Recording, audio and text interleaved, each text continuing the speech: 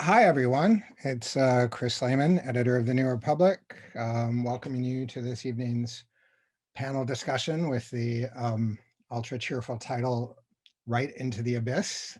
We're going to be discussing the recent history and future prospects of the alt-right in America and how it does and does not relate to mainstream conservatism. It struck me as I was getting ready um, for tonight's panel that this is an exceptionally fitting subject for today for two reasons that kind of nicely distill the debate before us. One is it's the second anniversary of the Christchurch massacre in New Zealand, which was, fomented in no small part by um, hateful discourse online that circulates routinely through the alt-right. And also, I think literally as I'm speaking, President Trump, or former President Trump, I'm happy to call him, is doing his first post-presidential hit for Fox News, where he will no doubt be trotting out lies about the election and fomenting culture war confrontation. So those are the kind of poles of the movement as we have come to wearily experience it over the past 4 years. We have a very good panel of journalists and writers with us tonight. I'll briefly introduce them. We're going to talk for about 45 minutes and then open the floor up to questions for the audience. For the last 15, there's the reliable Q&A button on your Zoom interface, which I assume many of us have come to know all too well. So you can submit questions there. With us tonight, we have John Ganz, who has written on American conservatism for a number of outlets, including the New Republic, and who's now working on a book on the Paleo movement in the 90s right, and the 90s more broadly, I gather. We have Rick Perlstein, a distinguished historian, snappy dresser, and essayist, whose most recent book is the excellent Reaganland, which charts a lot of the convergence of the what had formerly been known as the fringe right and the mainstream right. We have Melissa Gira Grant, staff writer for TNR, who has done heroic and extensive coverage of the QAnon movement and allied moral panics for the magazine. She's also the author of the book Playing the Whore. And we have Tess Owen from Vice News, who has done great work in real time covering the alt-right. So yeah, to kick things off, I thought, Rick, you have sort of authoritatively chronicled the history of the divagations of the, what had formerly been known as the fringe right and the leadership of the conservative mainstream. And it sort of comes into its culminating moment in your most recent book, Reaganland. You also wrote a very good piece with the historian Ed Miller for TNR recently, arguing that in many ways the notion that the American right, the modern right, has policed itself away from the worst bigoted excesses of the conservative movement is largely a myth. And we've certainly come to know that myth at closer remove than we would have liked over the Trump years. And I guess my opening question to you, now that we are tentatively emerging out of the shadow of Donald Trump, what are there any incentives left on the right to begin a kind of house cleaning, both for the longer term fortunes of the Republican Party, and obviously for its own moral sake, if we can speak of such a thing in such a context. Yeah, that's a question that's kind of haunted me all day ever since you sent me a little teaser about it. I mean, if we're talking about, QAnon and, the election fraud myths, we're sort of talking about the kind of thing one has interventions in families, or, the old cult deprogramming, right? It's not just something that, people change their minds about because, of course, the way these routines of thinking work, they define your entire being, these kind of cosmic battles between good and evil. And as I began thinking about it, I returned to a paradigm that I've been thinking about more and more about conspiracy theories, extremism, kind of panic politics in America, as being the normal politics of the slave South, the post-slave South, the Reconstruction South, the Civil Rights era South. And, that a lot of what we think of, the story I've been telling in my book about the rise of the modern right as a national phenomenon is the Southernization of things that had always been constitutive of Southern politics. Right. One of Barry Goldwater's, delegates in 1964 saying after his nomination, we moved the Mason-Dixon line clear up to Canada.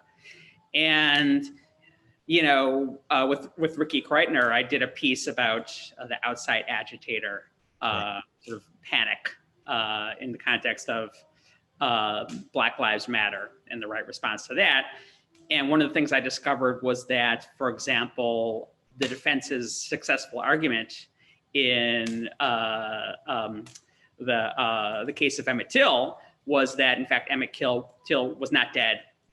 That some funeral director must have thrown some cadaver in the river, and this was just a way that the civil rights movement was, seeking to humiliate Mississippi, which was the same argument that you can hear more than one Mississippi politician make to Lyndon Johnson, on the Johnson tapes in YouTube. So it goes up to the highest level. Well, what happened to these kinds of arguments, right? What happened to this kind of thinking? It never went away, right? I mean, I'm sure you could find some old guy, in the South today who insists the civil rights movement was, conspiracy hatched in Moscow.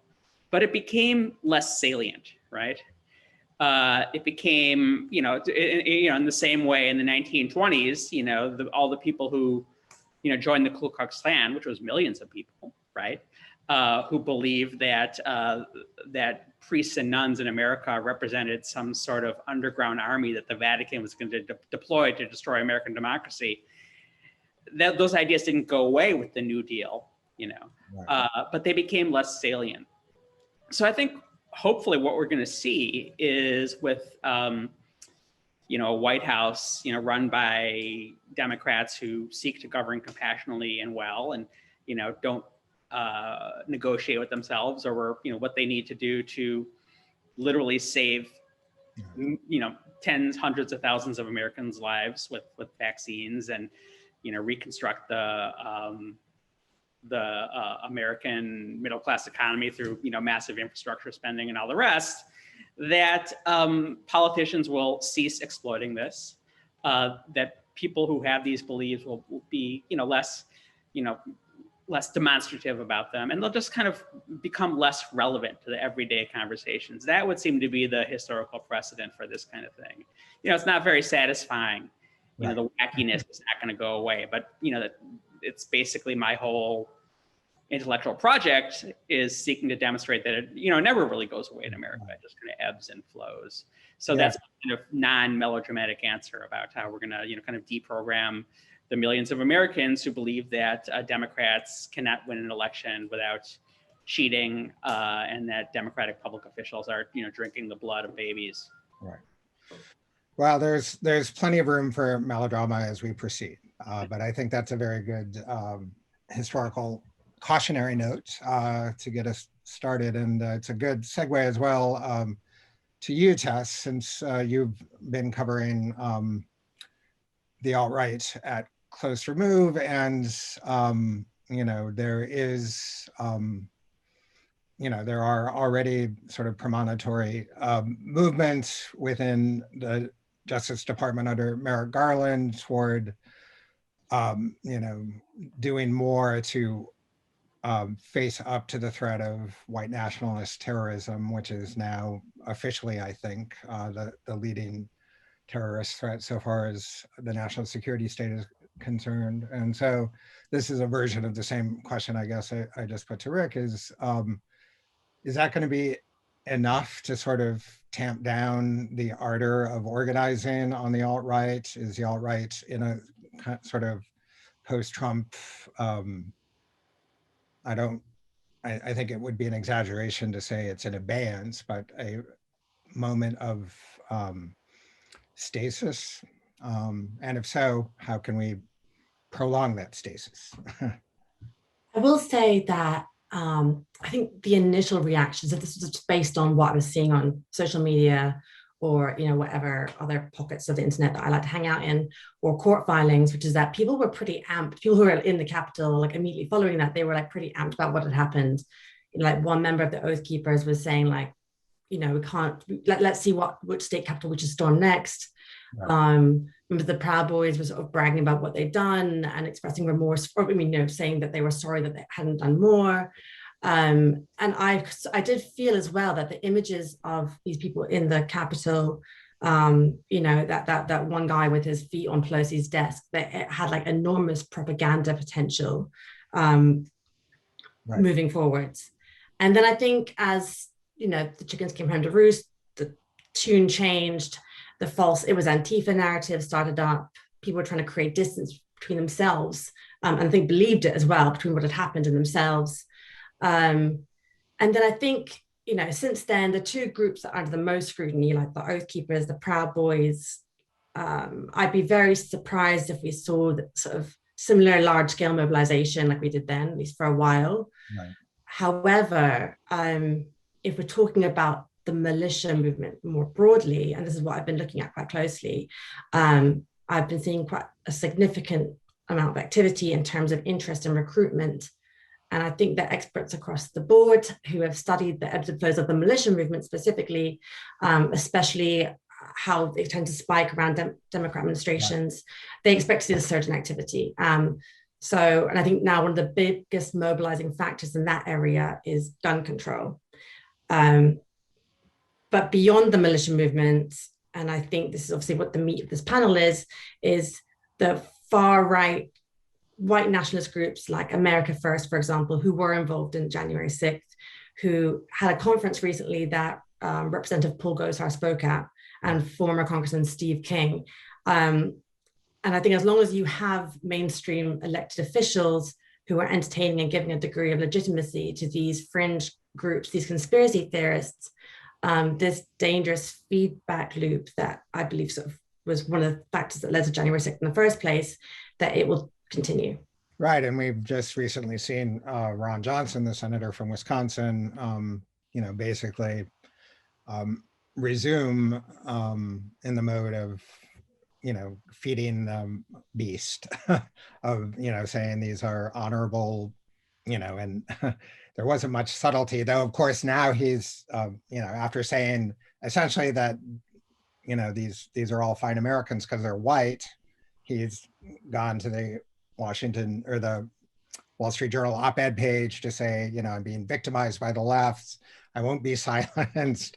It's just seeing the Josh Hawley playbook, once again kick into gear. Silencing is failing.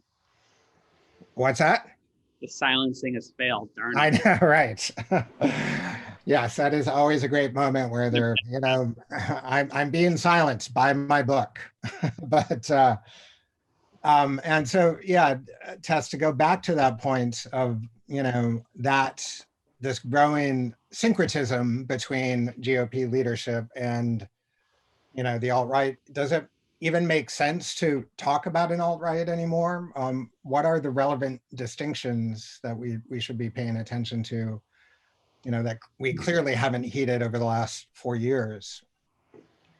Yeah, I feel like I've kind of moved away from the alt-right term.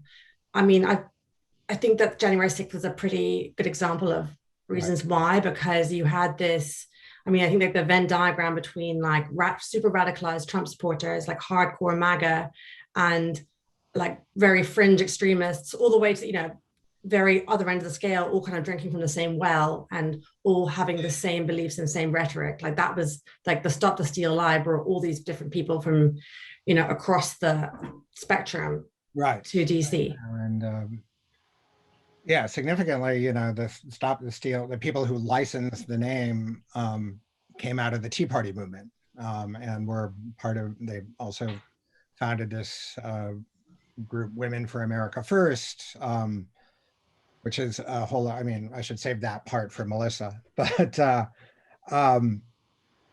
it is, you know, a very different, so, you know, we're looking at a situation where the leadership of the Republican Party doesn't really have a strong incentive to, you know, draw a clear distinction between what they're doing and what, you know, more rabid and armed bigots are doing.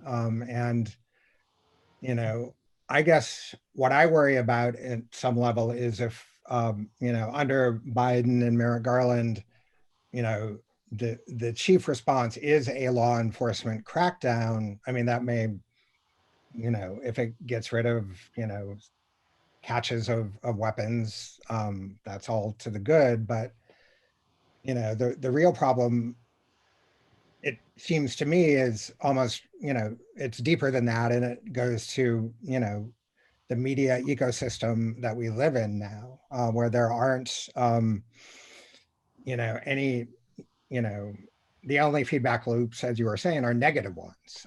That, you know, if you want to believe that, you know, Hillary Clinton rips off the faces of toddlers, you can find a whole community to reinforce that belief and nothing to disabuse you of it. And I mean, I mean, one thing that my biggest takeaway when I was at the Capitol on January 6th, then the vast majority of people I saw, it was very normal people.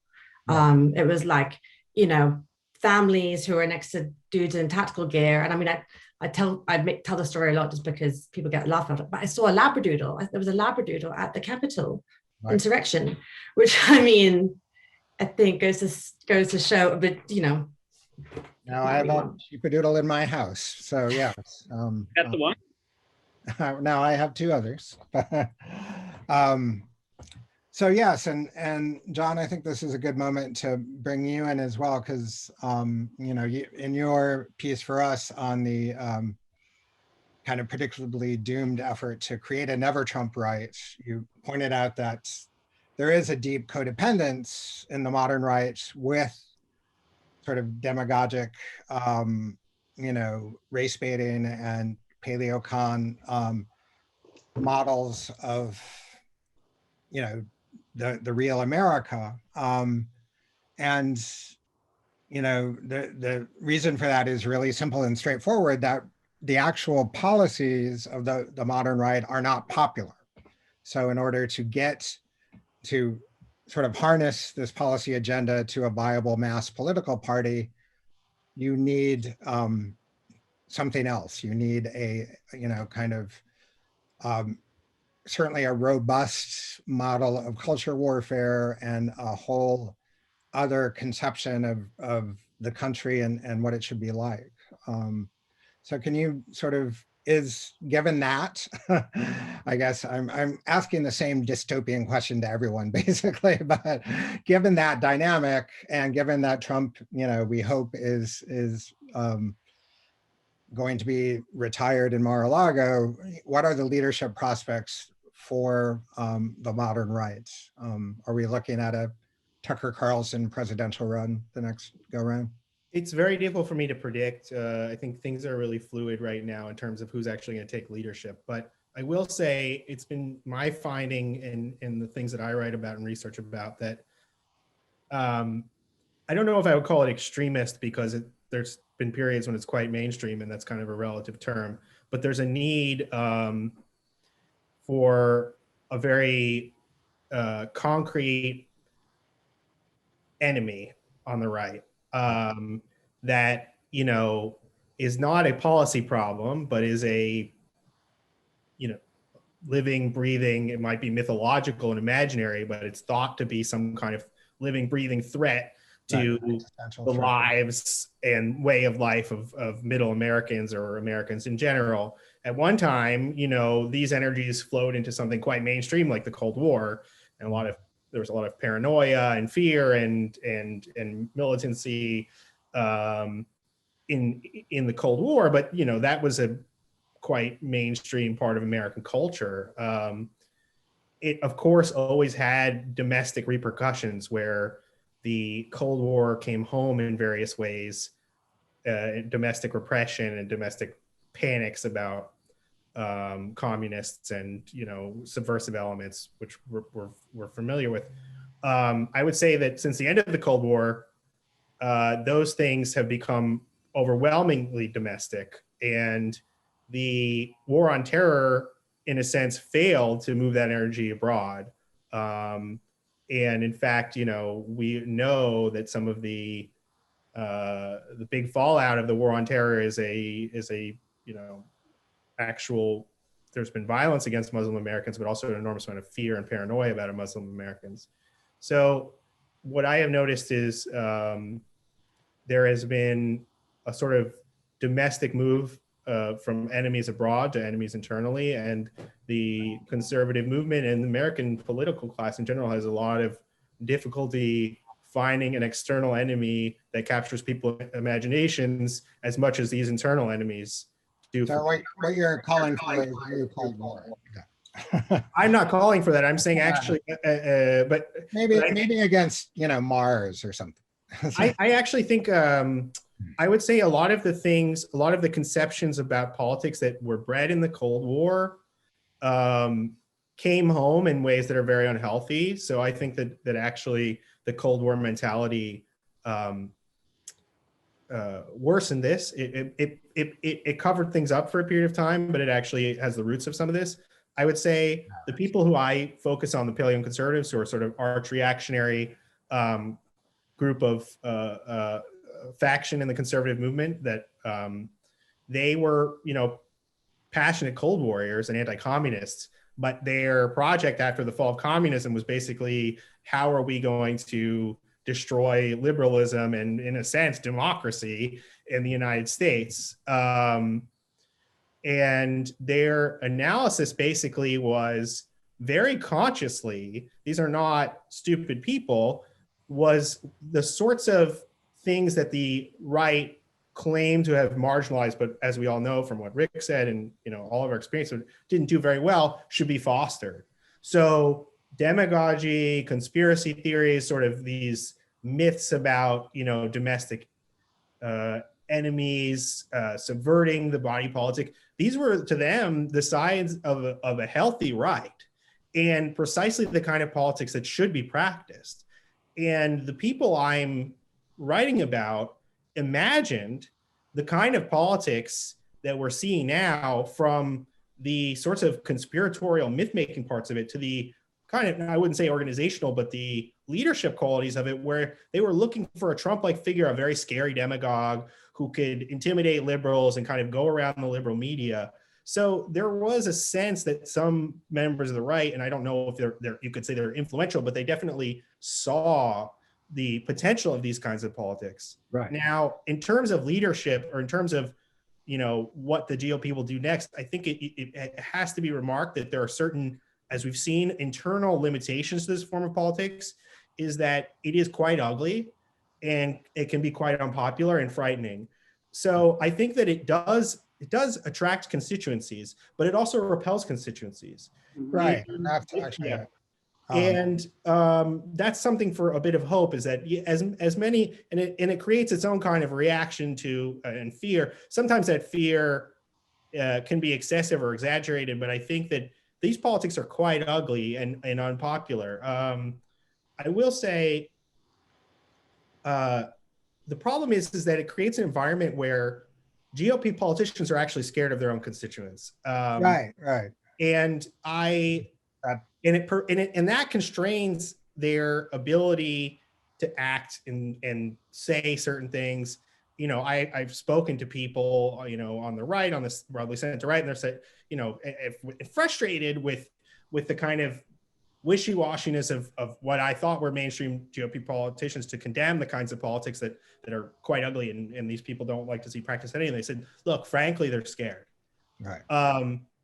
And whether or not that's actual physical fear or political fear, I think, it's definitely real. And I think Yeah. that is a good segue over to you, Melissa, since you are chronicling one of the scariest movements now going, QAnon, and you have an excellent piece in our Jan February issue on how QAnon migrated, in quite rapid fashion from, what had been the disreputable fringe to, Marjorie Taylor Greene and the very striking QAnon contingent at the January 6th insurrection. What do you think are the lessons of, this meteoric rise of this, far right conspiracy culture for this dynamic that we're discussing? How has it been able to overtake the mainstream of the conservative movement so quickly? I think I'm going to try to answer that by explaining why it is that Marjorie Taylor Greene, when she got into Congress, one of the very first things that she did was sponsor a piece of legislation that she says is protecting women and girls sports, which is sort of the lingo now on the right, to create laws that would essentially ban trans kids from participating in sports. And this isn't something Marjorie Taylor Greene came up with herself, let's be very clear. But it certainly dovetails this larger kind of thing that's really driving the heart of QAnon that sometimes I think gets lost in sort of the more spectacular parts of it. Is it's essentially a maternalistic movement. Right. It's essentially a movement about rescuing children. And, we've heard a lot about people in QAnon who have committed criminal acts. Not so much about the women who have allegedly tried to kidnap their own children because they believed that they were going to be taken into a satanic sex trafficking cabal. Wow. And so some people kind of to nod back to what John and to what Rick were saying, there are roots to this sort of in earlier waves of the right. You can see links between QAnon and the Satanic Panic. I go back a lot further to the Progressive era, to the time of the white slavery panic, which is really the first time we kind of see this kind of moral panic around our daughters, and these men who aren't like us are coming for our daughters. And in that case, in 1890s, 1900s, they were talking about what were, essentially anti-Semitic caricatures of pimps and Black men. This is the time of when the migrations north, you have cities that are changing rapidly. There's a lot of nativism wrapped up in this, right? These outsiders are coming for our daughters. And that to me is sort of the core of it. You can explain a lot of what's going on with QAnon if you just think about this trope of saving the children. It's also what allowed them to just explode over the summer. So, if folks have heard of the Save the Children or the Save Our Children rallies that took place in July, toward the end of July, but I think kind of continuing on in the lead up to the election, those were in a way sort of the first proof of concept that QAnon could put people out in the streets. Right? They had been coming out to these rallies to demand states reopen, these anti-masking rallies, but this was a very normie crowd. There were probably 10 labradoodles at these rallies. I followed a bunch of them on Instagram, because there are these moms who were there who brought their kids, and their kids are holding up signs about Pizzagate, right? And then they got on the local news, right? Because who doesn't want to protect children from sex trafficking? And there was a lot of credulous local news reporting where they would essentially just go to these rallies and post these signs. Why did that happen? Part of it is because I think for a long time, and we're still in this moment, the press is struggling with how to cover these things. Right. It wasn't immediately obvious that this was part of a conspiracy theory, though I would imagine if you looked at a sign and it talked about George Soros eating children, you might have doubts about why you should be putting that on television. But preceding all of this is about 20 years of panic about sex trafficking. And basically anybody who says they're, saving children from sex trafficking can say whatever they want in the news. I mean, there's very little fact checking in the space. And so it sort of created an opportunity for QAnon to come slide in and appropriate this cause. for themselves. Yeah, and I did want to go back to the Women for America First factor, because I, went back and I saw and I masochistically wrote about the rally preceding the uprising, and it was I think fully half of the speakers were women, and they had taken up very directly the kind of righteous certainty you're describing at the heart of the sex trafficking panic, and just applying it to the stop the steal mythology. It's almost one-to-one correspondence. This might be a stretch. I mean, the first time that QAnon shaman was kind of visually famous anyway was at one of the Stop the Steal rallies. That's and he, right, of course, is also Arizona, obsessed with saving people from sex trafficking. But the women, I mean, if you look back to the progressive era, like that was the time when women could sort of get helping jobs, right? Like social work, the beginnings of that, the beginnings of sort of juvenile courts with women being in charge of them in roles that they never would have had before, because there was this belief that like they are the proper ones to go in and save children, that like they're, as long as they're doing motherhood in public, it's okay. They can, have a political voice. And so I think there's probably some remnants of that and things like Women for Trump, and also like Phyllis Schlafly, right, who is basically a tortured foreign policy wonk who then had to sort of like squish herself into this anti-feminist mold, which did great things for her, in her profile, but still she was ultimately undone by that and never taken seriously, I think, in the ways that she wished she was. You have to cloak that militancy in something else, and children are just such a great tool. Yes, well, that is a perfect segue back to you, Mr. Perlstein. Yeah, I mean, Melissa, there's a group called Save Our Children in Reaganland. Of course, it's Anita Bryant's group. Yeah. And the conspiracy theory motivating the backlash to gay rights, gays, getting full human beings, was the idea that gay men can't, quote unquote, reproduce, so they recruit children.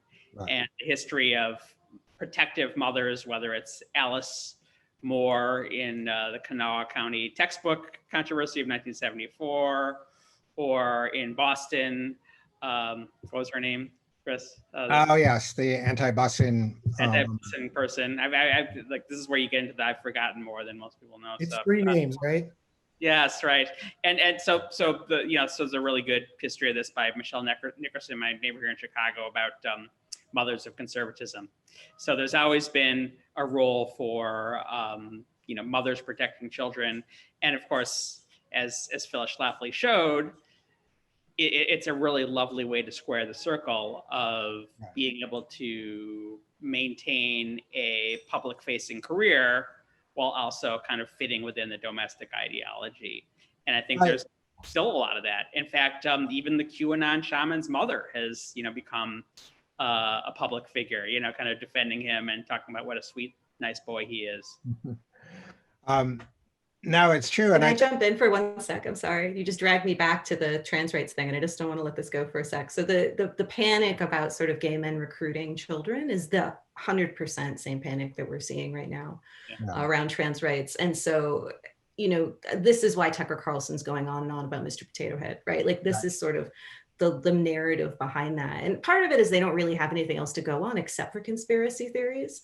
Like it's been an anti-trans conspiracy theory for a couple of years online anyway, that, George Soros is somehow this puppet master behind the trans rights movement and pumping all this money into big pharma to supposedly steal your children. I mean, like, I don't need to say where the roots of all of that are, right? Like this is, there's a lot of recycling going on.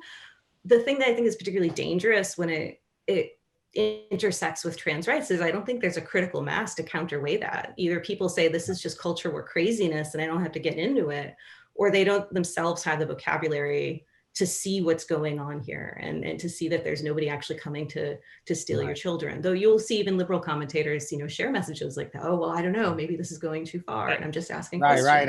And as Rick shows in his book, what sort of broke the back of the Anita Bryant moral panic, actually, Ronald Reagan did not go for it. He knew, he had gay friends, the old sort of cliche, and but he domesticated it. Yeah. And there was enough so that people thought he was on their side, that that Right. was the fuel that kind of created the energy for the Christian right at that time, that was perfectly willing to go all in for Ronald Reagan, and he was politically shrewd enough and skilled enough to walk that line. I guess, as I always point out, the big difference between Reagan era conservatives and Trump era conservatives is there's no discourse of respectability. Right. There's no pretense. They've sort of, the mask is gone. And the other thing I think that's relevant from going back to, Phyllis Schlafly's origin story is, she, I think, much more than any other figure in the modern conservative movement at the time, embraced the role of, she always would say at every public speaking event, oh, the libs are going to hate this. She went full throttle into the kind of cultural victimology of the right, which, is now so omnipresent, as Melissa was saying. It's basically all at the moment that seems to remain without Trump sort of at the head of the movement. And, we've just, we saw Eric Erickson publicly say that, people are saying that, the right is much more concerned about the alleged cancellation of Dr. Seuss than the COVID stimulus. But, come 2022, our voters are going to remember Dr. Seuss and not the COVID stimulus. I think one interesting thing that this makes me think about, thinking about Reagan versus Trump, is it seems as if Republican politicians have a hard time smoothing the edges of things and are just kind of trying to grab things and hold on to them. So they're not calming and domesticating. And, you could argue that there was hypocrisy and danger in doing that as well. But Trump employed something called the any weird constituency strategy, which is that any person at a rally or a town hall who would come to him with a strange idea, he would say, sure, sounds good. And, and he did the exact opposite of, and I think this is one of the reasons he actually won the primaries and the election. He did the exact opposite of what McCain did, was when he was confronted with people like this, and he would say, no, that's really not quite right. He indulged all of it. And he cobbled together this kind of coalition of, lots of views that were, had a lot of experience of not being recognized in American public life because they were, considered to be crazy and thought to be politically liabilities. Right. I think they were actually, in this case, a political strength. Now, in the absence of Republican politicians who can create, some kind of compelling vision of America, the way Reagan did, Reagan took the sort of fringy culture of the right and kind of mixed it with the golden age of Hollywood and the New Deal in a certain way, and the kind of optimism of the New Deal and FDR. And he made it look quite American when it was actually kind of a strange subculture. And now, in the absence of that kind of ability to synthesize something that's kind of palatable to people, the syntheses that are getting put together are just odder and odder conspiracy theories that kind of try to jam these various culture war and dissatisfaction and fears. And the kinds of figures it produces are these sort of bizarre, monstrous demagogues.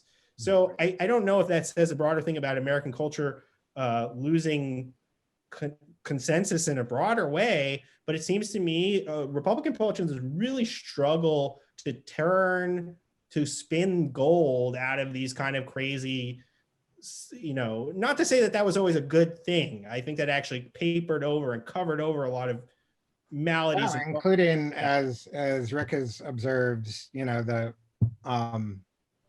with Reagan, you almost had the opposite dynamic of Reagan harbored all of these kind of conspiracy theories privately, and then his advisors would, Or like the thing I write about in the book, where there's a big rally in August of 1980 with all the Christian right preachers, and R.J. Rushdoony's son-in-law, Gary North, R.G. Rushdoony, being the Christian Reconstructionists who believed that they should bring back stoning, as part of criminal law.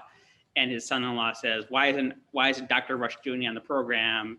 And Reagan's religious outreach coordinator, who was also former executive director of the Moderator, said, don't worry, he's behind everything we do. Right. Yeah. But I think there's a sense, the people I write about and the constituency that they believe they were talking for at the end of Reagan felt dissatisfied and duped. That there was, Reagan was absorbed by liberal consensus about Washington and the issues and they were always told, just wait, we'll get around to that. And the issues that they really wanted taken care of, which, some quite shocking policies, they never got around to, and they felt dissatisfied. Some of the people I talk to that I write about have a much more abstract and theoretical sense of these things, which is they don't really care about these issues. They care about these issues as their expressions of some kind of American popular rage and some kind of cultural dispossession. So the policies don't matter to them. What matters is that this is the expression of what they think is a true American being coming into, political existence. So they said this kind of anger over whatever policy or thing is important to foster. So they're kind of saying like the issues don't matter. What we're interested in is the affect of all of these different conservative groups that feel like the Washington consensus and the trucking and bargaining of government is duping and them. And they're like, that anger, that feeling of ripped offness is really what we want to focus into one figure and just smash Washington with. Right. Yeah. And Tess, I was going, that's again, smash Washington, over to you. Yeah. Well, I was going to say that in terms of the fringe elements, and I've covered all sorts of flavors of extremists since about 2016. And I think that one of the things I've seen really post Charlottesville is that there's definitely a contingent of extremists who have mastered euphemism and code. And I think part of it was to basically skirt social media crackdowns so they can continue operating out in the open and recruit people, and also to broaden their appeal. Right. I think as a result, things like what Melissa was saying, like, we save the children, like who doesn't want to get behind saving the children? And, or whether it's a t-shirt with just Waco on it, or I think there was one I saw recently said like, don't Waco me, bro. But I mean, in these like little codes or these one words is like a whole history and a whole, literature of extremist thought and idea. And, when lawmakers then introduced an anti-trafficking bill, it's like a little wink nod from the fringe to the mainstream. And I think that's kind of one of the glue, like language and euphemism is sort of the glue that's kind of holding people together a little bit. Yeah, Can I say something about Josh Hawley, because I feel like you just gave me the connective tissue there. Yeah, So no. I don't know if I knew who he was before people nationally knew who he was, because he popped up in the anti-sex trafficking discourse before he sort of became this, whatever he is now, fist bump the militias guy. But he had, it became sort of a laughing stock for something that he was quoted saying, that the sex trafficking is caused by the sexual revolution, right? Which is just like very, one, false, two, super boring kind of sexual fundamentalism. Like, it's not even interesting in the way that QAnon sort of has like a constellation of characters, and like you're saying, like symbolism, like, but I was like, what is with this guy? And so it doesn't surprise me at all that you can draw a straight line from that to him freaking out about conservatives being censored on the internet, right, to the riots, right? I mean, this is a trajectory that people seem to have put together for themselves. Catholic hierarchy about priests sexually abusing children. It was all caused by the sexual revolution. They didn't know. Right. Everyone else was saying that that's what you're supposed to do. Right. Well, that's sort of all, like, that's the reactionary story, is that some alien element came in and ruined it all. And that's a narrative trope, or whatever you want to call it, that you'll see repeated. And there are certain people who are just like, let me gather every single one of these times I hear that story and wrap it into one big story. And, historically, we all know where that goes. Right. But yeah, I think that there's a tendency for politicians who can hear this type of dissatisfaction and those types of reactionary lyrics and try to sing the song back. Yeah. Well, I think that's a good note on which to open things up for discussion. This has gone by very, very quickly, and as I expected, this has been a really lively and provocative panel. So I have a question here from Charles Summers, who asks, do you think that Richard Hofstadter's paranoid style is connected to the need for an enemy that marks conservative movements in the US? Is there anything that makes the current state of the American right different from the movements of Goldwater or Chris, Reagan? you should answer that. You're our I know. Yeah, you're the, you, throw that back to you. It's tempting, but I'm just the moderator here. I'm just directing traffic. What you have to say, John? Well, I'm a little I think a lot of historians of conservatism sort of think have a lot of issues with Hofstadter, who's kind of an anti-populist and sort of puts everything on the rubes and doesn't blame elites enough. I'm a little friendlier to some of his ideas. I do think that there is a lineage between the types of paranoia that emerged in the Cold War and the early conservative movement channeled or tried to turn into something more respectable, and what we're seeing today for sure. I do think that, you know, if I want to speculate and get a little bit over my expertise here, this is a very old tendency in American politics that probably goes back to the revolution and definitely goes back to, you know, anti-Masonic politics and anti-Catholic politics. I mean, I don't know if paranoia and conspiracies are just part of democratic politics and this kind of reactionary politics or something we're going to have to live with for a very long time.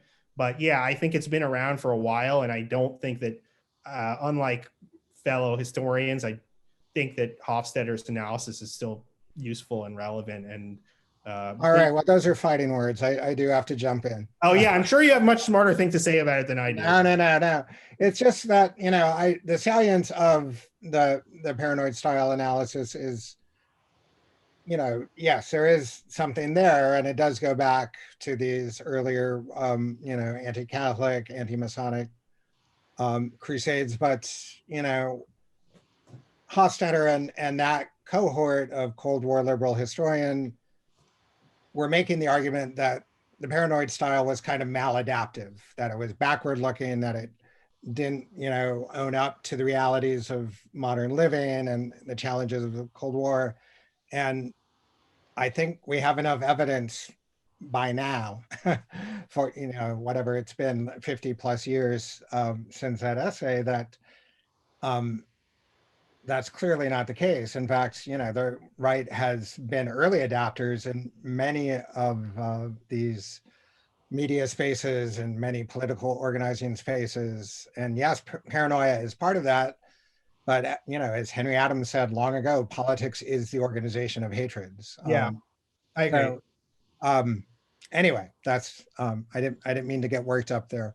No, you're right. Yeah. Here's a question, I think, for Tess and Melissa. Someone named Andy is asking, do you see further attacks on state capitals or other acts of domestic terrorism before the midterms in 2022? Also, with the wave of voter suppression laws at the state level, combined with Democrats' inability or lack of will to end the filibuster, will this lead us to the ultimate installation of an authoritarian right-wing regime? Tearful prospect.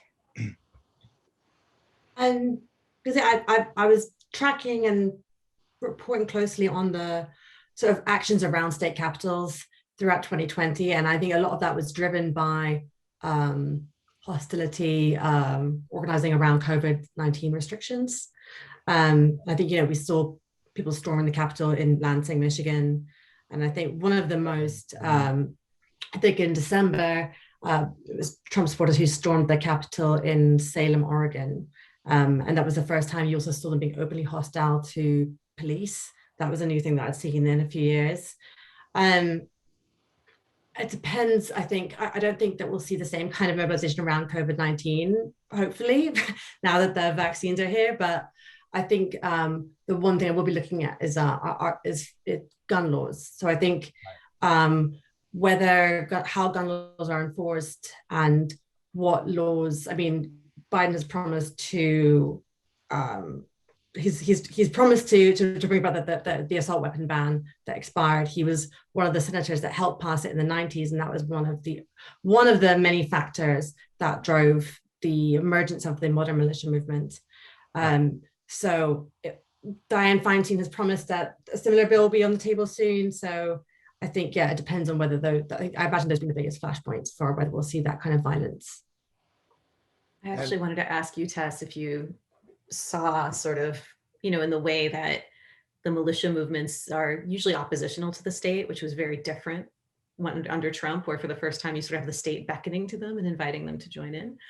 If we're going to see a return to that posture, I mean, I very briefly, like with QAnon, it contains so many things and it got all wrapped up in Stop the Steal. There was certainly like an intersection there. So I could see some of those people being motivated by things like, let's go dox the immigrants that we say illegally voted or something like that. My sense is that we're going to see a peeling off, and that, the people who are more adaptable to operating off of mainstream social networks, who have like face-to-face ties, like it's almost, I think it might look a little bit like the 90s again, to be honest, in terms of how it's organized. But Tess, you would know more than I would. Yeah, I think also in the last 4 years, because like you said, I mean, historically the militia movement has been so galvanized by resentment and conspiracies around the federal government, but they love Trump so much that the last 4 years, they've just been looking for other enemies. So it's like red flag laws, whether it's just liberal governors, governor of Virginia, governor of Michigan, Antifa, which we haven't really talked about, but that's like the perfect nebulous enemy, boogeyman. So I think, they've been, all over the place, and now they have Biden's. It's like on a silver platter. It's right there. So I think, the energy will be redirected, like on top, and everything else will just be, still there as well. Yeah. And this is a good question that has been gnawing at me in the, rounds of my day job as well. Karen Pepper, I think is the pronunciation, asks, as thinkers and writers, what do you think are the next best steps in getting people to be more critical thinkers in, the political discourse, rather than consumers of outlandish story weaving? It's a, it's, I mean, I've been dubious over whether American people have been more or less critical thinkers over time. I think leadership is really important. I don't think there's really much you can do to make human beings smarter. Me and Chris published a piece together in the Baffler about that. So I think it's just really important there's really no substitute for governing compassionately and well in the broad interest of the majority. I think the thing that will bring people away from, dangerous ideas will be just the power to hug their grandchildren and, be able to go out in public. And I think that we have to remember that for most of certainly since the 1930s, the Republican Party was profoundly a minority party. Of course, the Democrats also had, their reactionary wing in the South, but pretty much, through the 60s and 70s, the ratio of Democrats to Republicans in Congress was almost like 2 to 1, right? Right. So, you just have this group of people, and they believe crazy things, and they try to pass crazy things. And of course, it's terrifying that some of these crazy people have guns and are insurrectionists. But, so long as they don't have operational power, that means something, right? And, all of us were terrified that if Donald Trump really was smart, he would, apply a couple $1 trillion to giving every white man with a hard hat a hammer and a job, right? Well, that seems to be what Joe Biden is going to be trying to be doing. So that's a lot better than, this kind of cognitivist ideology that you kind of basically can teach people to be smarter, which often leads more to kind of condescension than building a political coalition. I agree with Rick. I don't think that I think it's very important for liberals to drop the feeling that there is either something stupid or mentally unwell about their political opponents. They, my career to that proposition. yeah, well, I guess all of us in a way. And that you have to understand these things politically. Sometimes they involve fantasies and myths, but we all indulge in that in various ways. And you have to understand what people's concerns and fears are. That's not the same as saying that they're legitimate. But you need, I think I would say, if I did have a cognitive or I don't know, a thought-based approach to improve things, was to encourage more looking at things politically and less looking at things as psychological or problems of, things like that. Stop thinking, the pure. thing I wanted to add is I don't see this as a question of, teaching people to be smarter or more cognitively adept so much as what is, the story that liberals tell about our politics. We're at this sort of interesting moment where we've passed, sort of the most ambitious social democratic package of income support since the Great Society, but there's no theory of the Great Society behind it. There's no, and as Melissa was saying earlier, in the case of trans issues, what's worrisome is there isn't a robust liberal defense of those issues that is, stupid and prejudiced. Right. That, and so what, and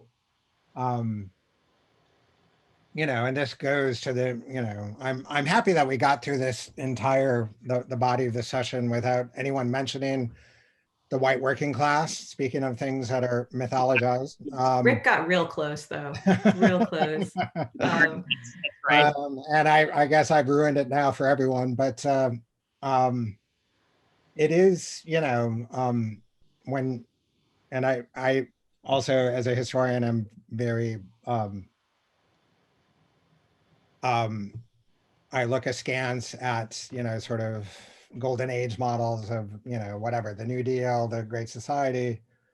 But, the way that sort of, and it's a very schematic analysis, but in Robert Putnam's new book, he just describes the, movement away from a culture of we to I, and this sort of hardcore of individualist self-assertion, which you do see very much in the alt-right. It's a sort of a weird paradox because these are hyper individualists who are trying to form militias to overthrow the government.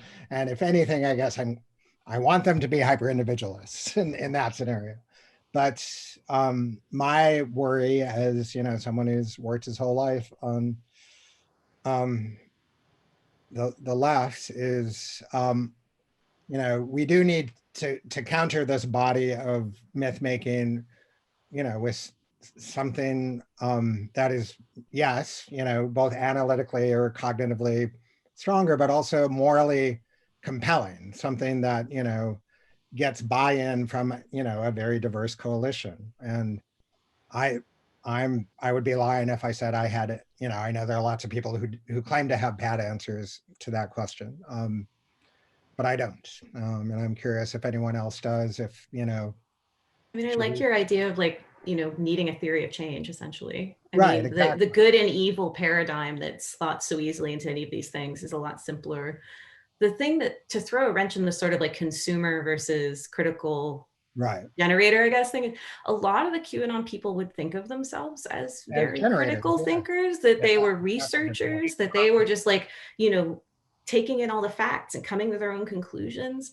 There's a lot of internal contradiction about what those conclusions are, but there was this sort of sleuthing to it that is actually a pretty mainstream online behavior. So a lot of this is a lot closer to us, and I think John spoke to this too. It's closer than comfortable, maybe. And my regret is that things like the sex trafficking panic, for example, had been more squarely dealt with 10, 15 years ago, so that it didn't become a Trojan horse that was available for whoever wanted to run with it. And like you were saying, Chris, around trans rights, this is the time to not allow that to become another Trojan horse for these people. but that requires, you know, looking at them politically and not just as, Right. oh, these people hate gay people, or oh, these, they don't hate trans people. They hate that trans people actually have political power right now. And that's why we're seeing what we're seeing. Right, which is a very, very different proposition, and one that, yeah, you know, that's, I guess, you know, what I feel anxious about is we're at a moment where, you know, it's no longer elective for liberals to exercise power. They have, you know, the stakes are incredibly high. And so, you know, yes, we have to get rid of procedural obstacles like the filibuster. We have to, you know, enact voting rights protections ASAP.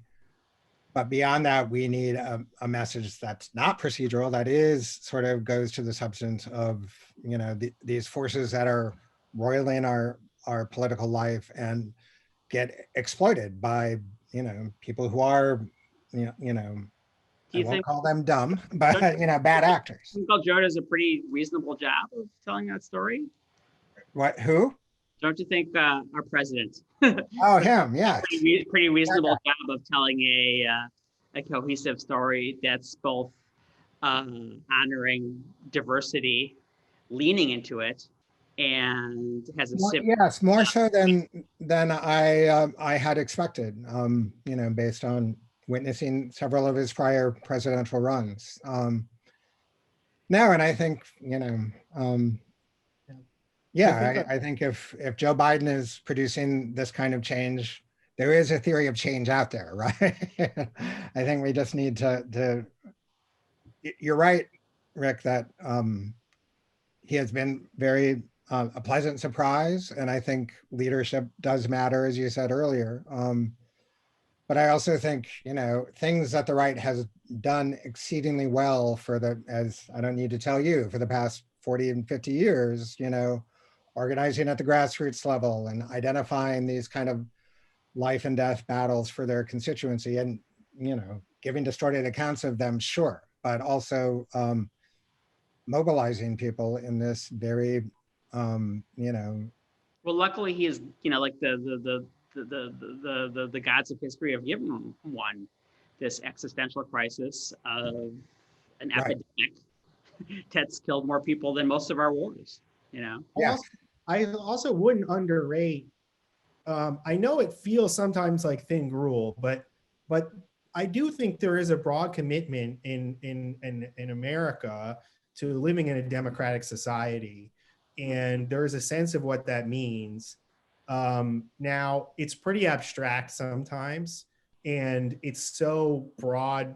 It must be so broad because it has to include so many interests. It doesn't sometimes have the same substantive appeal that some of the myth making on the right has. I don't think that progressives, liberals, leftists can really do a lot of the same things that the right does in terms of its construction of mythologies, because they can create a concrete entity that explicitly excludes certain things and is more Reality.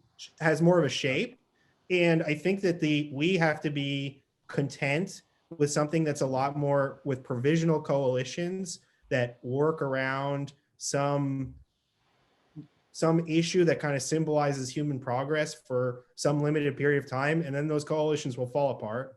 Yeah. And we will remember them historically as being glorious moments of democracy. But when you look at the history, you'll say, well, actually, there was a lot more tension and fighting than we saw.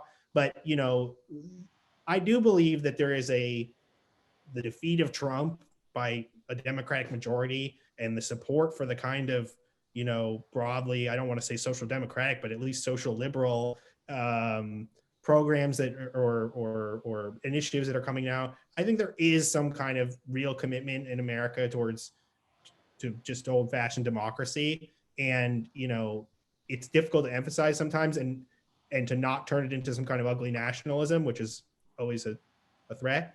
But I think it's there. It's just not as imaginatively compelling sometimes as what the right does. And yeah. Yes, and that's an oddly hopeful-ish note. And maybe since Tess, we have you here as kind of the on the ground authority. I figured we'll let you wrap things up formally for us and give us a quick sense of where you see this movement headed. Where do I see it in my crystal ball? Where do I see this movement headed? I would like to say that it's going to get better. I don't think that's the case necessarily, but in terms of like the like Hydra that we've seen the last 4 years, I think with Trump out of office, you remove that kind of intense legitimizing force that where he was, you know, retweeting QAnon linked accounts and promoting baseless conspiracy theories that came from the fringes. That doesn't mean the problem's still there, because you still have GOP and elected officials who are legitimizing and in turn emboldening the fringe. But I do think that without having, you know, the president as the ultimate mouthpiece, that hopefully it's a bit of an incentive for these people for this movement to continue thriving. That's just one piece of it, though. All right. Well, I'll take it. And thank you, everyone. It's been a really great discussion, and I look forward to more. So have a good evening, everyone, and thanks again.